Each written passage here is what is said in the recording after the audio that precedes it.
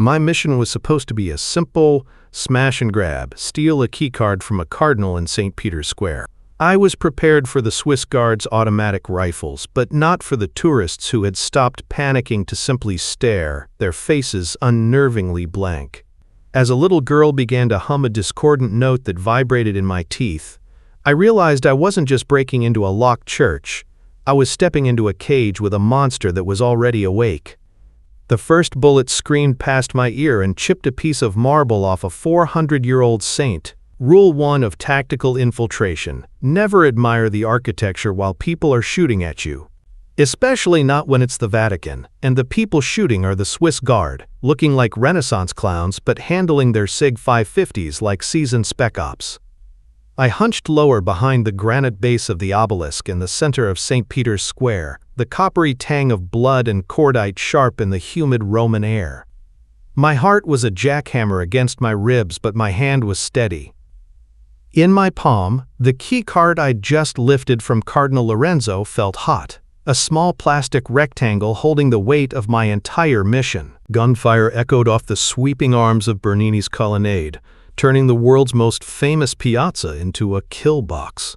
Tourists screamed, a wave of shrieking, running bodies that provided just enough chaos for me to work with. But as I scanned the panicked crowd for an escape route, I saw the glitches. It started with a man. He was standing near the fountain, his back to me.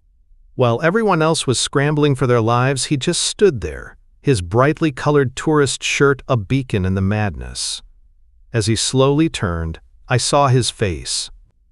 There was no fear, no confusion, just a placid, unnervingly blank smile, as if the ricocheting bullets were nothing more than a passing summer shower. His eyes were wide and empty. A chill, colder than any fear of being shot, slid down my spine. I shook it off. Focus, Shaw, he's in shock. But then I saw the little girl. She'd been wailing, her face red and smeared with tears as her mother tried to drag her to safety. Suddenly, she stopped. The crying cut off, as if a switch had been flipped.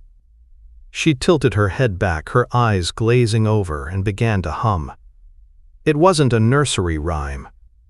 It was a single, discordant note that seemed to vibrate in my teeth. A low, insect-like drone that cut through the cacophony of sirens and gunfire. Her mother shook her, but the girl just kept humming, lost to the world. "Caleb, status!" Anya's voice crackled in my ear, a welcome anchor of sanity. "They're locking down the perimeter. You're running out of time." "I'm a little busy, Anya," I grunted, leaning out to squeeze off 2 shots at a guard advancing on my position. He ducked behind a pillar, giving me a precious second. "I have the package, Lorenzo's key." "It's our only way in," she said, her voice tight with urgency. "Intel says the lockdown protocol is 66 years old. They've never broken it. Whatever is in that basilica, they are terrified of it getting out. You have to get inside." 66 years. The number felt unnatural. A piece of a puzzle I couldn't yet see. The humming girl, the smiling man, they were pieces too. This wasn't just a heist. It was an intrusion into something old and deeply wrong. The Sleeper, Anya had called it. A codename for a threat so severe our agency was willing to risk an international incident on the Vatican's front lawn. I needed a diversion, a big one. My fingers found the last smoke grenade on my belt. "Anya, tell the extraction team to be ready for a ghost," I said, pulling the pin. "I'm going dark." I didn't wait for a reply. I lobbed the canister into the thickest part of the fleeing crowd. It erupted in a plume of dense gray smoke, turning chaos into total blindness. The guards' shouts turned to confusion. It was my chance. Keeping low, I broke from the cover of the obelisk and sprinted toward the basilica's massive facade. My lungs burned, my legs pumped, and the world was a blur of stone and panicked faces. The humming note from the child seemed to follow me, a soundtrack to my desperate dash. The main entrance was a fortress of heavy bronze. I slammed against it, fumbling for the key card. My fingers were slick with sweat. The click of the electronic lock was deafeningly loud, a sharp counterpoint to the distant gunfire. I shoved the door. It was heavy, impossibly so, groaning on ancient hinges. I squeezed through the gap, my shoulder screaming in protest, and tumbled onto the cold marble floor inside. With the last of my strength, I heaved the door shut. The heavy boom as it sealed echoed through the cavernous space, swallowing the light and the noise of the outside world whole. Silence descended. A heavy, predatory silence that was somehow more terrifying than the firefight I'd just escaped. The air was stale, cold, and smelled of dust and something else, something metallic and vaguely organic like old blood and wilting flowers. I was in. I was safe from the guards. But as my eyes adjusted to the gloom of the vast, empty cathedral, I had the chilling certainty that I hadn't escaped the danger at all. I was out of the fire, but I had just stepped into the furnace. The heavy bronze door boomed shut, and the sound was swallowed by the void. It didn't echo. It just vanished, consumed by a silence so profound it felt like a physical weight pressing in on me from all sides. I was plunged into a twilight world, the only light filtering through the high, grimy windows, painting dusty shafts across an expanse of marble so vast it seemed to defy geometry. The air was a cocktail of old incense, the dry decay of centuries, and something else, a faint, cloying sweetness, like ozone after a lightning strike inside a mausoleum. I rose slowly to my feet, my senses on a razor's edge. This wasn't the comforting quiet of a holy place. This was the stillness of a predator's lair. My boots clicked on the floor, the sound sharp and intrusive. Click-clack. And then I heard it. Click-clack, slap-slap. I froze, every muscle tensing. It was a perfect echo of my own footsteps, but with a horrifying addition. A soft, wet, unshod sound that followed mine a half-second behind. The sound of bare feet on cold stone. I stopped moving. The sound stopped with me. I took another step. Click-clack, slap-slap. My blood ran cold. I scanned the cavernous nave, the towering columns, the shadowed alcoves. Nothing. The Basilica was empty, a ghost ship adrift in a sea of silence. Yet, the sound was undeniable. And it wasn't the only thing. Just at the edge of my hearing, whispers slithered like snakes through dry leaves, sibilant, formless words that I could feel more than hear, a vibration against my eardrum that promised madness.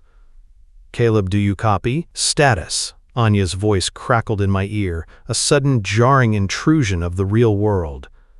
I flinched, my hand flying to the comm unit. "I'm in," I whispered, my own voice sounding alien in the oppressive quiet. "But something's wrong here, Anya. The place, it feels hostile." "All we know is the lockdown is part of an ancient containment protocol. Hostile is an understatement," she replied, her tone all business. "You have 66 minutes until their secondary security protocols activate. Whatever those are, you don't want to be here to find out. Find Vance. Get the intel." 66 minutes. The number again. I pushed the unnerving acoustics to the back of my mind and moved forward, forcing myself to ignore the phantom footsteps that dogged my every move. I drew my sidearm, the polymer grip a comforting, solid reality in my hand. I moved deeper, past rows of empty pews that looked like the skeletal ribs of some long-dead leviathan. That's when I heard a new sound, different from the whispers and the footsteps. This one was real. A low, wretched whimper, coming from a small side chapel shrouded in shadow. I approached cautiously, weapon raised. Slumped on the floor, half hidden behind a marble prayer rail, was a man. He was a scarecrow in a tattered lab coat, his frame gaunt, his face obscured by a filthy matted beard. He was rocking back and forth, muttering to himself in a frantic, broken cadence. "Dr. Vance?" I said, my voice low. The man flinched violently, scrambling backward like a cornered animal, his eyes, wide and sunken in his skull, locked onto mine. There was no recognition in them. Only raw, bottomless terror. "No, no, no," he whimpered, shielding his face. "It sees you. It sees you through me. It knows you're here." "Vance, it's me, Caleb Shaw. We're here to get you out." I took a step closer, He was presumed dead, a casualty of a lab accident 6 months ago. Seeing him alive was a shock, but seeing him like this was horrifying. Out? He let out a dry, rattling laugh that held no humor. There's no out. Not for me. He lowered his hands, and his gaze seemed to look straight through me, into some private hell. It remembers me. What remembers you? I pressed, kneeling to keep my profile low. The sleeper, he breathed, the name itself a curse. Everyone thinks I died in the explosion. I wish I had. His voice dropped to a conspiratorial, trembling whisper. But I didn't die. I was just remembered. For 6 months, it's been picking through my memories, my fears, my hopes, like a child pulling the wings off a fly. It never sleeps. It just remembers. The pieces clicked into place with sickening clarity.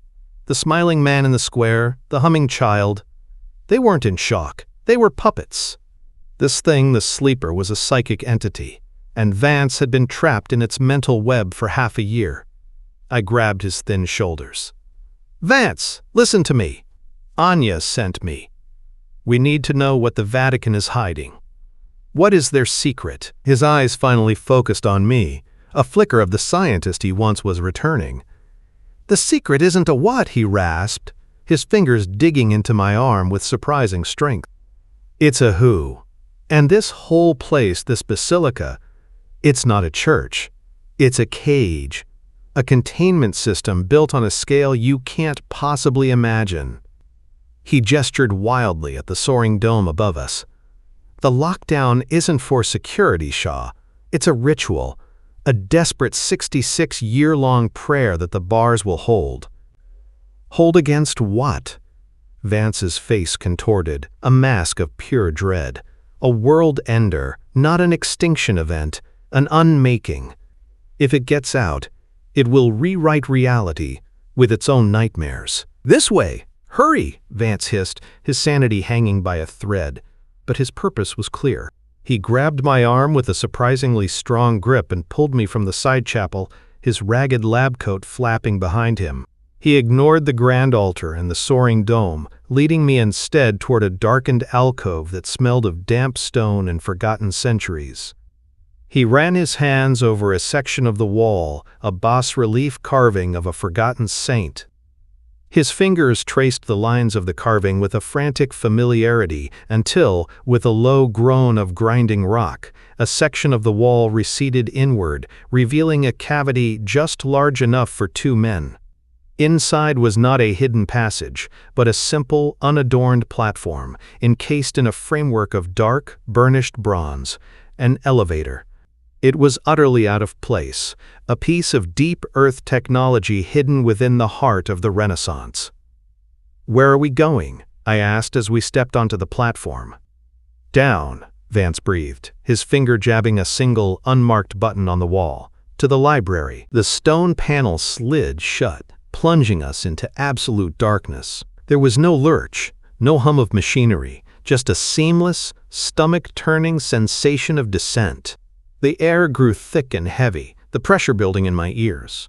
A small, illuminated panel above the door began to count down, a single glowing number. 12, 11, 10. We were dropping through the very foundations of history, leaving the world I knew far above. When the platform stopped, a heavy thud vibrated through the soles of my boots. The door slid open to reveal a corridor unlike anything I had ever seen. It wasn't built. It was hewn from the living bedrock, the walls rough and ancient, and they were covered in symbols. They writhed across the stone, geometric patterns that defied logic, spirals that seemed to twist into impossible dimensions, and sigils that felt like they were screaming in a language my brain wasn't built to comprehend. Don't look at them, Vance warned, his voice a low, urgent whisper. He kept his own gaze fixed firmly on the floor. Don't focus. Let your eyes glide over them. They're mimetic. They'll burn into your mind if you let them. Plant thoughts in your head that aren't your own. I tried to follow his advice, but it was like being told not to look at a wound. My gaze snagged on a shape, a knot of intersecting lines that seemed to rotate in on itself. For a fraction of a second, A thought bloomed in my mind, fully formed and utterly alien. A searing image of a black sun bleeding gravity, of a chorus of voices begging to be flayed. I recoiled, a wave of nausea washing over me as I squeezed my eyes shut. The image faded, but a phantom of it remained, a dark stain on the inside of my eyelids. "I told you," Vance said, his voice grim. "This whole place is a defense mechanism, a psychic minefield." We moved deeper, the air growing colder, carrying that same faint, sweet odor from the Basilica above, only stronger here, more concentrated. The corridor opened into a wider gallery lined with sealed chambers. Each had a thick, crystalline window, like a porthole looking into a pocket of nightmare. They were containment cells. Through the first window I saw an intricate latticework of spun glass, shimmering with an internal light that pulsed in time with a soundless rhythm. In the next, a bound book floated in mid-air, its pages turning slowly on their own, covered in script that made the symbols on the walls look like children's drawings. Then I saw the statue. It stood in the center of the third cell, a humanoid figure carved from a single piece of polished, obsidian-like stone that seemed to drink the light.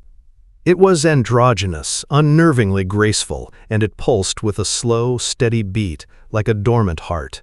As I stared, a fissure opened in the center of its smooth, featureless face, and a single, luminous blue eye swiveled to look directly at me. It wasn't seeing me. It was perceiving me, a cold, analytical intelligence that pinned me to the spot. "What is this place?" I whispered, my throat tight. "A museum?" "This is no museum, Shaw," Vance said, pulling me away from the window. "This is the Vatican's true collection. Everything you see here is connected to the sleeper. Relics, instruments, servitors, pieces of its consciousness given form. They're not just old, they're alive. And they're all listening." He gestured back the way we'd come, up toward the world of sunlight and faith. "Why do you think St. Peter is buried here? The most sacred site in all of Christendom, built directly on top of this prison. It wasn't to honor a martyr." He stopped, turning to face me, his eyes burning with a terrible, lucid fire. "It was to install a warden. St. Peter wasn't the first pope, he was the first guardian. His faith, his soul, his very essence became the first lock on the cage." The corridor of nightmares emptied into a space that defied reason. We were standing on a narrow rock ledge, overlooking a cavern so immense it felt like we were outdoors under a starless night sky. The air was frigid, vibrating with a low, gut-deep hum that seemed to emanate from the very stone around us. Far below, in the center of the chasm, was the source. It was a vast, circular pool, at least 100 yards across, sealed by a single seamless sheet of what looked like polished crystal. It wasn't glass. It was something far older, something perfect. It glowed with a faint internal luminescence, and the hum was strongest around its edge, a constant, resonant tone that felt like a held breath. "This is the final chamber," Vance breathed, his voice barely a whisper against the omnipresent hum, "the heart of the prison." I crept to the edge of the ledge, my instincts screaming at me to retreat, but my mission compelling me forward. I peered down through the flawless crystalline seal. At first I saw only darkness, an abyss of liquid shadow, but as my eyes adjusted, the true horror began to resolve itself from the depths. It was a thing of impossible scale. A colossal, root-like entity that filled the entire pool. It was a knot of living darkness, a ganglion of cosmic nerves whose tendrils of shadow and flesh twisted into the bedrock below. It was quiescent, but its surface was a living tapestry of torment. Thousands upon thousands of human faces were embedded in its dark hide, stretched and distorted but horribly recognizable. They were men, women, and children from every era of history. Their expressions were locked in silent, unending agony, their mouths stretched in screams that no sound could ever escape, their eyes wide with the terror that had festered for millennia. I saw the faces of peasants, nobles, soldiers, and scholars, all trapped, all conscious, their souls woven into the fabric of this thing. My breath hitched. My heart hammered against my ribs. This wasn't a monster. It was a graveyard. A living, breathing graveyard. Then, one of the faces moved. It was near the center, the chiseled, stoic face of a Roman centurion, his features hardened by ancient wars. His eyes, which had been squeezed shut in pain, slowly opened. They were filled not with hate, but with an agony so profound it was almost a physical force. They locked directly onto me. And then a voice, clear, desperate, and utterly silent, slammed into my mind. Libera nos. The Latin words were not a sound, but a pure injection of thought, a wave of collective desperation from 1,000 stolen souls. Save us. The sleeper was not just a killer, it was a jailer, and its prisoners were begging for release. Before I could process the plea, the entity itself responded. A reaction to my presence, to the centurion's defiance. A ripple spread across its central mass, and the flesh pulled back to reveal an eye. It was not an eye of any creature I knew. It was a slit of pure void in the fabric of reality, opening to reveal an iris of swirling, nascent galaxies and a pupil that was a perfect, terrifying absence of everything. It looked at me, and my world ended. It wasn't an attack, it was an opening. The eye flooded my consciousness with a torrent of raw, undiluted being. I felt 1,000,000 years of alien memory crash through the pathetic firewalls of my human mind. I felt the slow, patient hunger of a thing that consumes stars for sustenance. I felt the bone-deep cold of the absolute emptiness between galaxies, a loneliness so complete and so vast it was a form of divinity. I saw civilizations rise and crumble like dust motes in a sunbeam, felt their joy and their terror as they were harvested, their consciousnesses absorbed like drops of rain into an endless ocean. My mind, my identity, my very sense of self was being shredded, dissolved by a perspective that I was never meant to contain. The screams of its victims were a whisper compared to the silent, cosmic indifference of the sleeper itself. A raw, animal scream tore from my own throat as I collapsed, clawing at my temples, trying to expel the universe that was nesting behind my eyes. I was falling, tumbling into the abyss of its memory. Suddenly, I was wrenched backward. Vance had tackled me, his thin arms wrapped around my chest, dragging me away from the ledge.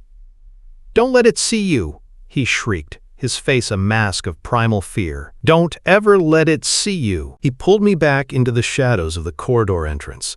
As my vision cleared, the alien memories receding like a nightmarish tide, a new sound cut through the air. It was a high, piercing, keen, the sound of immense pressure reaching its breaking point. Vance pointed a trembling finger toward the pool. "Look!" Across the surface of the crystalline seal, a network of fine, spidery cracks was spreading. They radiated from the center, light bleeding from the fractures like white blood. The containment was failing. "It felt you," Vance whispered, his eyes wide with horror. "It's waking up." The keening sound intensified, a high-frequency shriek of stressed crystal that burrowed into my skull. The web of cracks spread across the great seal, a spider web of light, heralding the end of the world. My mind was still reeling from the psychic assault, phantom images of dying stars and screaming nebulas flickering at the edges of my vision. "What do we do?" I gasped, my voice raw. "How do they stop it? There has to be a way." "There was," Vance said, his eyes glued to the failing prison below. "The traditional method. The whole purpose of the 66-year cycle." He dragged a shaking hand through his greasy hair. "The containment isn't just the crystal, it's psychic. It requires an anchor, a human mind, strong and willing, to reinforce the lock from the inside."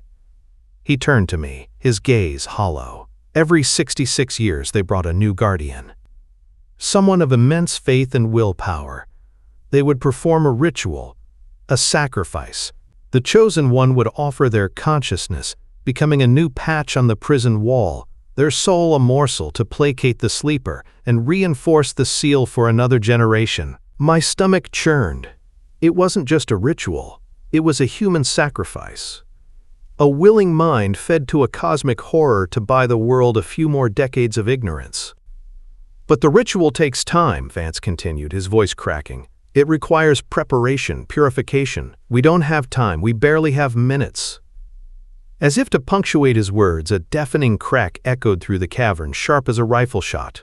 A huge, triangular section of the crystalline seal near the edge of the pool gave way. It didn't shatter. It simply dissolved into a cloud of glowing dust, leaving a gaping hole in the containment.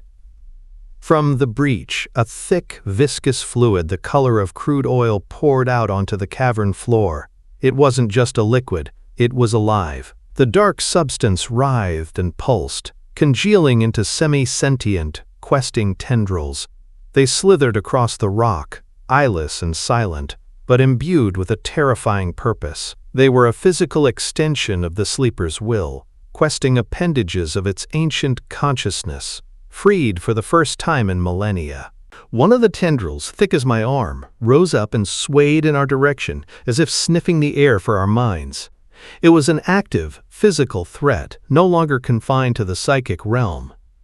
"It's over," Vance whimpered, a tremor running through his entire body. "The ritual is impossible now." "No," I said, grabbing his arm, my own fear momentarily eclipsed by a surge of adrenaline. "There is always a contingency, a last resort." "What is it?" He stared at me, his terror warring with a dawning spark of desperate hope. "There is one," he admitted, his voice barely audible. "The doomsday option. A final, absolute solution if containment ever suffered a catastrophic failure, a secret buried even deeper than this one." "Tell me." "Level B8, he said, his eyes wide. "A small, shielded chamber. They built a replica of St. Peter's tomb there as a decoy." His words came faster, tumbling over one another. "But inside, there is a device. A tactical nuclear warhead. A way to cauterize the wound before the infection spreads to the rest of the world. Arming the apocalypse. It was insane. It was the only option we had left." "Let's go," I said, pulling him back toward the elevator platform. The tendrils of living shadow were moving faster now, converging on the ledge below us. We scrambled onto the platform, and I slammed my fist against the button for the upper levels. The stone door slid shut just as the first appendage slapped against it, the impact a dull, wet thud that we felt through the floor. As the elevator began its smooth, silent ascent, I looked at the illuminated panel. B12, B11, B10. We reached B8, and the door slid open onto a short, sterile-looking corridor that ended in a small, ornate chamber. There it was. A perfect replica of a simple stone sarcophagus, just like the history books said St. Peter's was. It was a tomb, all right.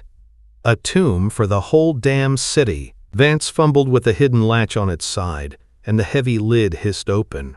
Nestled inside on a bed of dark padding was the device. It was compact, brutal, and undeniably final. A keypad on its surface glowed with a soft green light.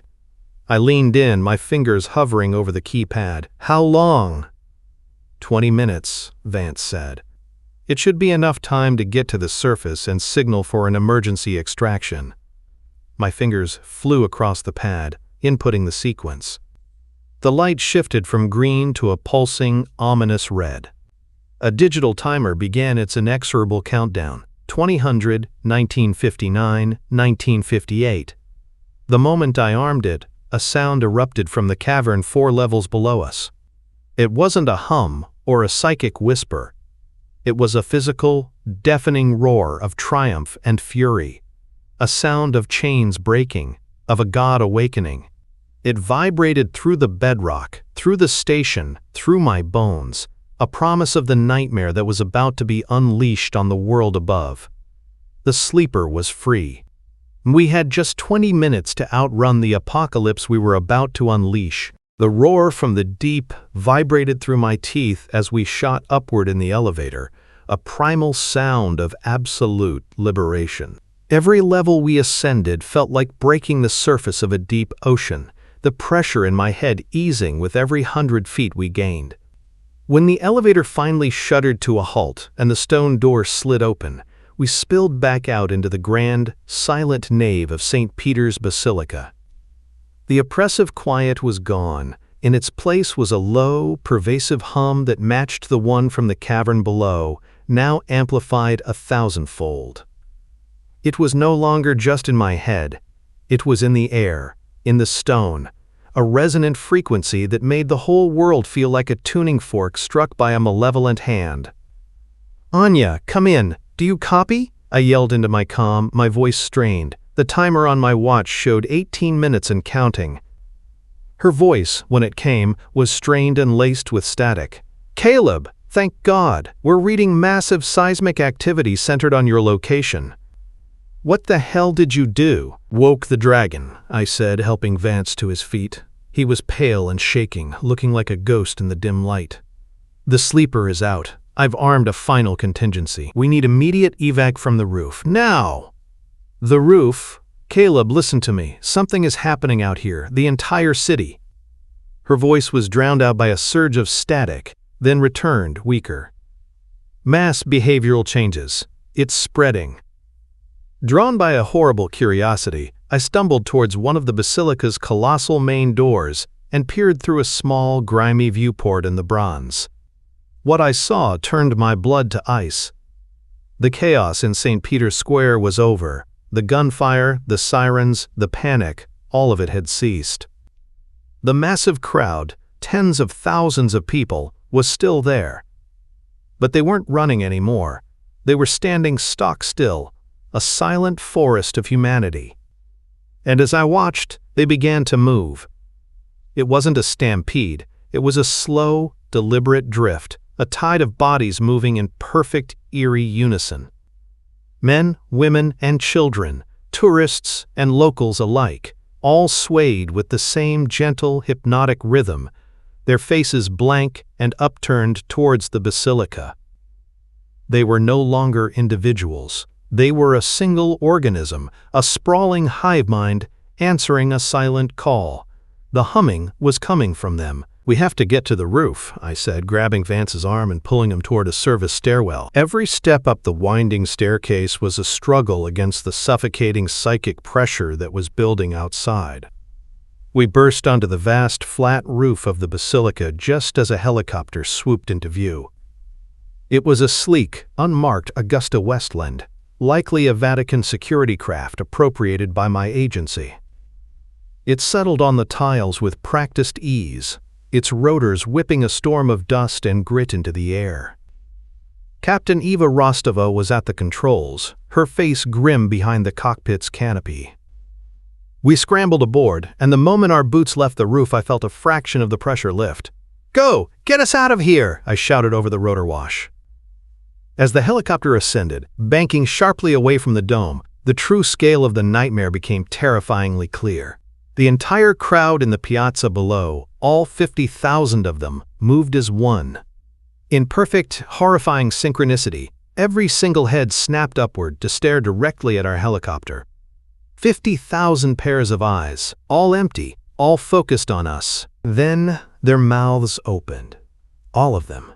In a single, coordinated movement, they opened their mouths in a collective, silent scream. No sound came out, but the psychic force that erupted from them was a physical blow.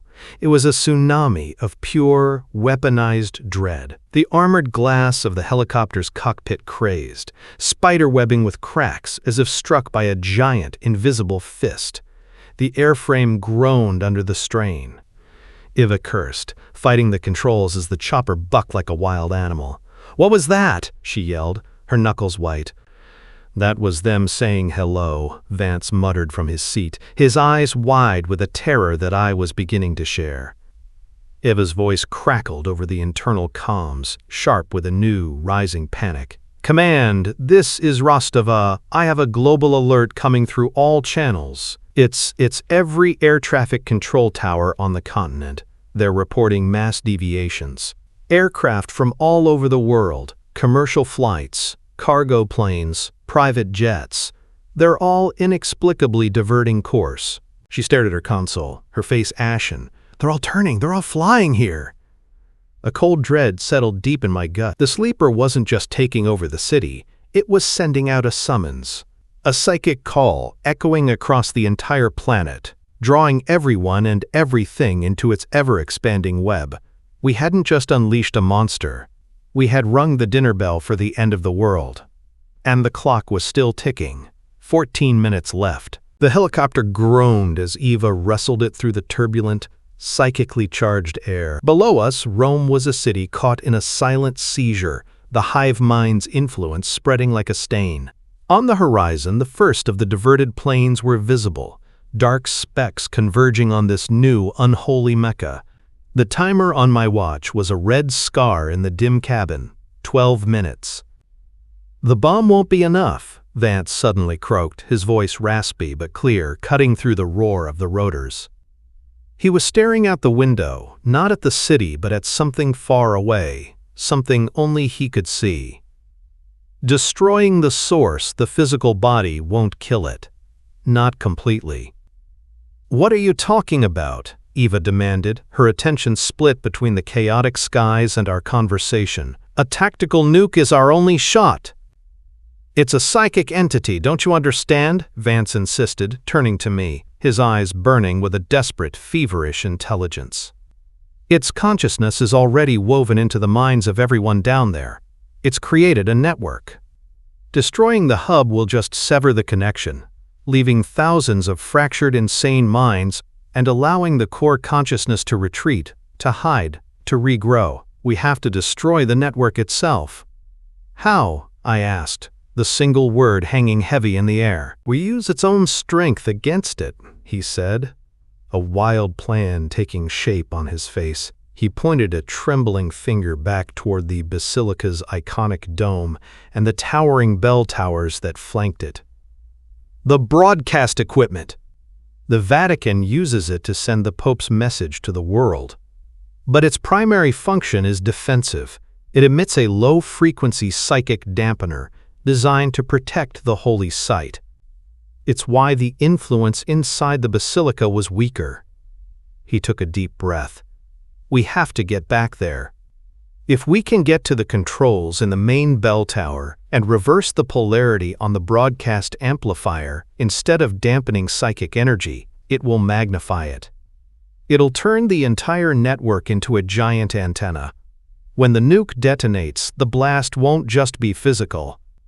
The broadcast will channel the psychic shockwave of the detonation through every mind the sleeper has touched.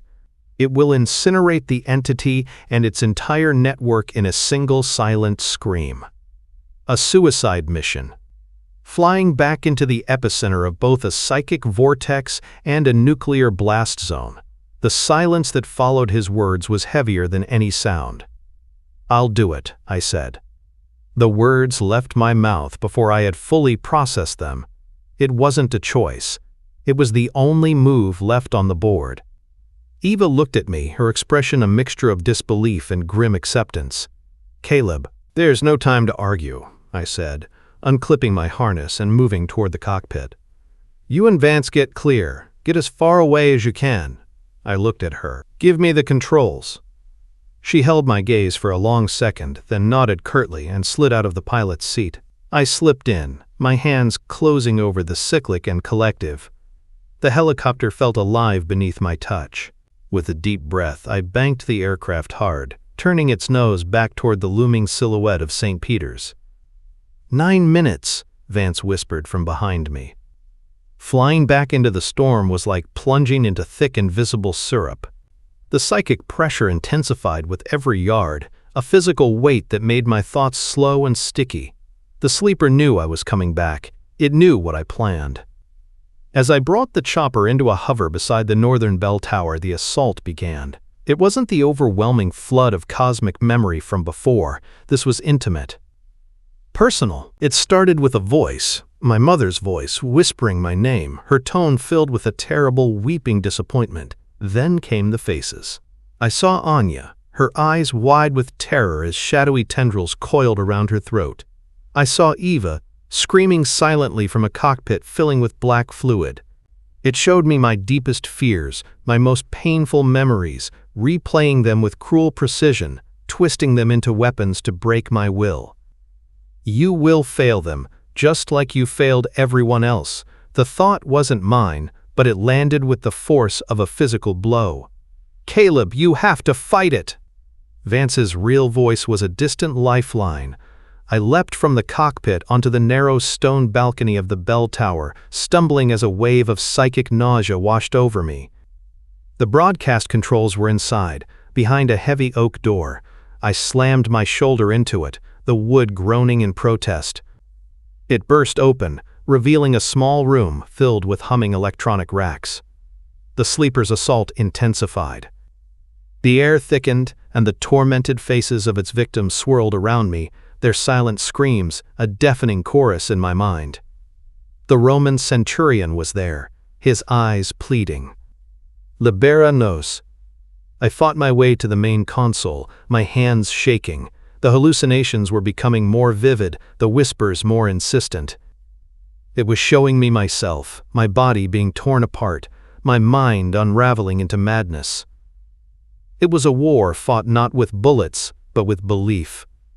A battle for the sanity of my own soul. My fingers found the main polarity switch, a large, clunky lever.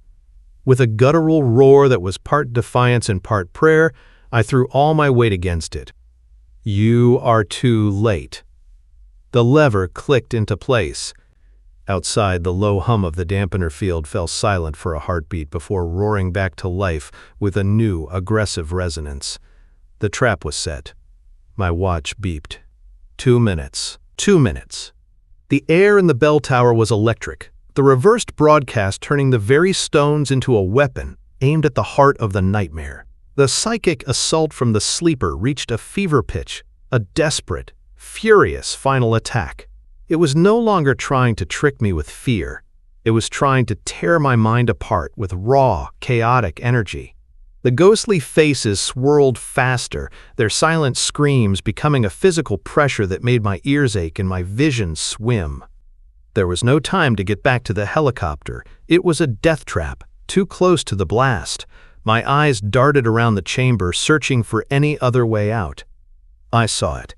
A heavy-duty maintenance zip line, its cable stretching from the bell tower balcony across the expansive roof to a far-off cupola. It was a gut-wrenching drop, designed for repair crews, not for desperate escapes.